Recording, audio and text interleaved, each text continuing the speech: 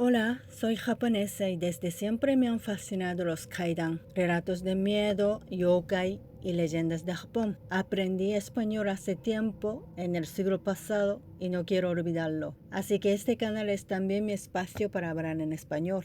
Al profundizar en el kaidan, se revela la historia de la sociedad japonesa, su visión de la vida y la muerte y sus valores. Lo iré explorando poco a poco, término por término. Hoy voy a dar un panorama general del kaidan japonés. Kaidan se refiere a relatos sobre fantasmas, yokai o sucesos inexplicables. En otras palabras, historias de miedo. La cultura del kaidan en Japón ha seguido un camino propio, aun cuando convive con tradiciones de terror de otras partes del mundo, y detrás de ella late una espiritualidad, una visión social y una conciencia histórica propias de Japón.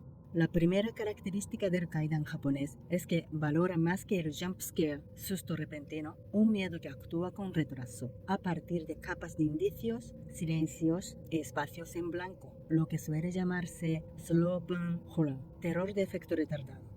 Inquietudes leves en la frontera entre lo cotidiano y lo no cotidiano. Ejemplos: la ventana que anoche quedó bien cerrada amanece abierta unos milímetros. El perro se detiene siempre en la misma esquina y mira solo en una dirección. Se enciende la luz con sensor en el pasillo aunque no haya nadie. La presión de la información no enunciada. Ejemplos: las personas mayores cambian de tema en cuanto sale esa cuestión. En el árbol genealógico hay una rama borrada.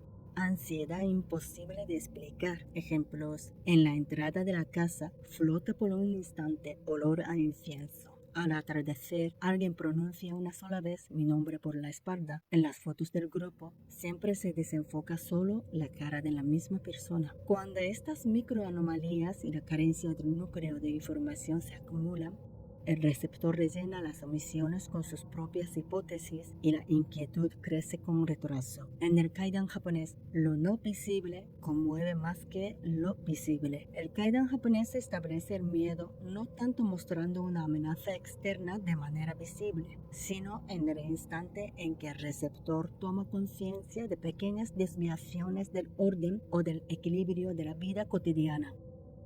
Mientras que el cine de terror occidental tiende a enfatizar giros espectaculares, sobresaltos visuales y desenlaces lógicos, el kaidan japonés evita afirmar tajantemente las causas o las identidades y mantiene deliberadamente zonas sin explicar para prolongar el miedo. No identifica con nombre propio a las personas ni a los entes, difumina el lugar y no enuncia el motivo. Al afirmar todo eso, el enigma y la inquietud, la fuente del miedo, se disolverían. Por eso, al reservar la información, se deja espacio para que el receptor genere hipótesis y el miedo se mantenga.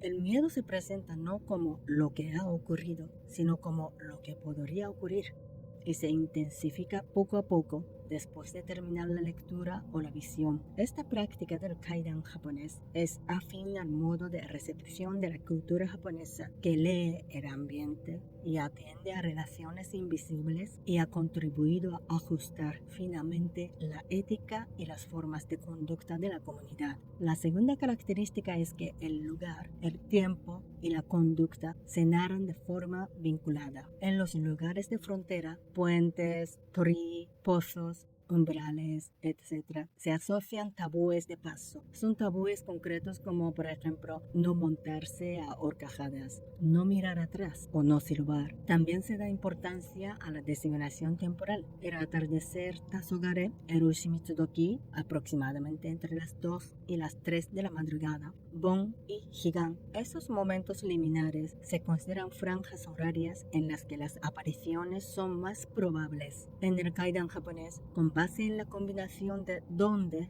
cuándo y cómo comportarse, se ofrecen al oyente pautas de acción concretas. Los motivos, como los lazos kármicos acumulados en casas o aldeas, las maldiciones del linaje y los entes propios de cada tierra, se traducen hasta el nivel de reglas de conducta, rutas que hay que evitar, objetos que no se deben tocar, palabras que no se deben pronunciar. Hacer ofrendas, no llamar por el nombre ni responder a una voz que llama, no transitar por ciertos caminos religiosos. Todo ello se presenta como normas efectivas. El miedo del kaidan japonés reside en que estas normas están respaldadas por la historia local, los sucesos y la memoria del lugar. Cuando narrador y oyente comparten ese trasfondo, la fuerza persuasiva del relato aumenta aún más. El kaidan japonés tiene una mirada particular hacia los muertos y hacia el otro mundo. Los espíritus de los difuntos y el más allá no se perciben como conceptos lejanos, sino como presencias adyacentes capaces de influir en la vida cotidiana. Por ejemplo, las prácticas de recibir y despedir durante Bon y Higan parten del supuesto de que lo cotidiano y el otro mundo entran en contacto.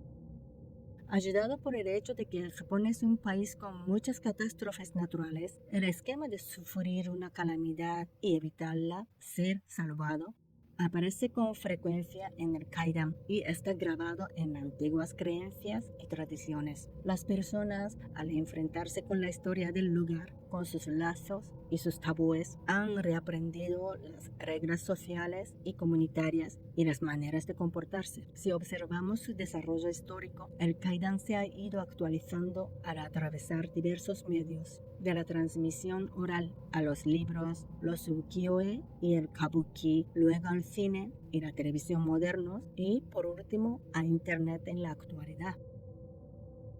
En particular, el kaidan en la red se caracteriza por la construcción colectiva de los relatos. Participantes anónimos aportan fragmentos que se refuerzan y varían mutuamente, reflejando las ansiedades de la sociedad contemporánea y los miedos colectivos. El kaidan en la red, debido a su velocidad de difusión y a su alta editabilidad, tiende a difuminar de forma deliberada la frontera entre realidad y ficción más que las leyendas urbanas del siglo XX. Puede considerarse un nuevo fenómeno folclórico de la era digital. La consideración ética también es importante. Si el kaidan se inclina en exceso hacia la compasión por la desdicha de los personajes, se transforma en un relato para consolar a alguien y pierde fuerza. Si, por el contrario, mantiene demasiada distancia, deviene un espectáculo cruel que toma la desgracia ajena como entretenimiento. Por lo tanto, el kaidan japonés se sitúa entre ambos extremos y evita enunciar conclusiones tajantes. No determina culpables ni causas y no presenta con facilidad un desenlace de maldición o salvación. A menudo termina dejando pequeños misterios y desajustes. En suma, en el centro de la cultura del kaidan japonés hay una estética que se enfrenta a lo invisible y a lo indecible. Esa estética se ha conservado más allá de épocas y medios, se ha entrelazado con la historia regional y la memoria comunitaria y con la creatividad contemporánea, y ha funcionado como una práctica social que va más allá del mero entretenimiento. Creo que al profundizar en el kaidan japonés podemos entrever la historia de la sociedad japonesa y la visión japonesa de la vida y la muerte, así como sus valores. Me gustaría ir presentándolo poco a poco mientras exploramos estos aspectos.